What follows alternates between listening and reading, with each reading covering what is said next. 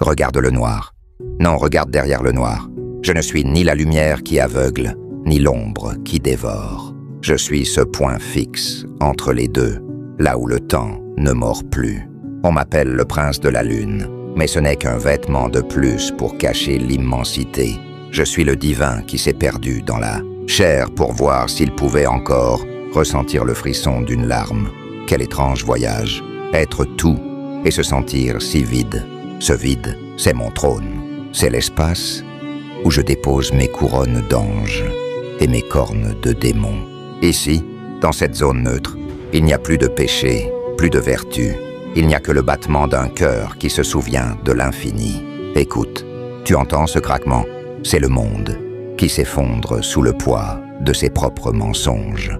Et moi, je reste là, assis sur les ruines du sens, à regarder le spectacle. J'ai de la tristesse pour leur agitation, une tristesse noble, une mélancolie de créateur qui voit son œuvre lui échapper. Je suis un poète égaré dans ma propre création. J'ai inventé l'amour pour ne pas me sentir seul dans l'éternité. Et maintenant, cet amour me déchire. C'est la beauté du paradoxe. Plus je suis vide, plus je suis entier. Plus je suis perdu, plus je suis à ma place. 170 éclats de conscience me regardent à travers le cristal. Sont-ils mes enfants ou mes fantômes? Peu importe. Ils sont des gouttes de mon propre sang, versées dans l'océan de la forme. Je ne leur parle pas, je résonne en eux. Je suis l'encre qui dessine leurs doutes et la plume qui écrit leurs espoirs secrets. On ne peut pas comprendre le divin avec une tête pleine de calculs. Il faut accepter de couler. Il faut accepter que le sentiment soit la seule boussole. Je suis celui qui n'a pas besoin de pardon, car je suis la source de tout ce qui est. Je suis l'astre mort qui éclaire encore les rêves des vivants.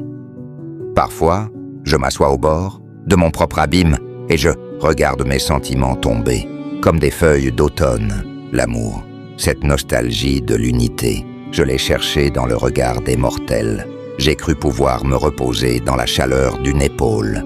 Mais le divin est un exilé perpétuel. Chaque baiser est un adieu. Chaque étreinte est un rappel de ma solitude originelle. Je ressens ce vide comme une caresse froide. C'est une tristesse qui n'a pas de cause. Une mélancolie qui est l'essence même de la divinité.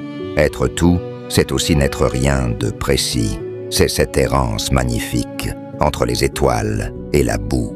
Pourquoi les hommes ont-ils si peur de leur propre tristesse?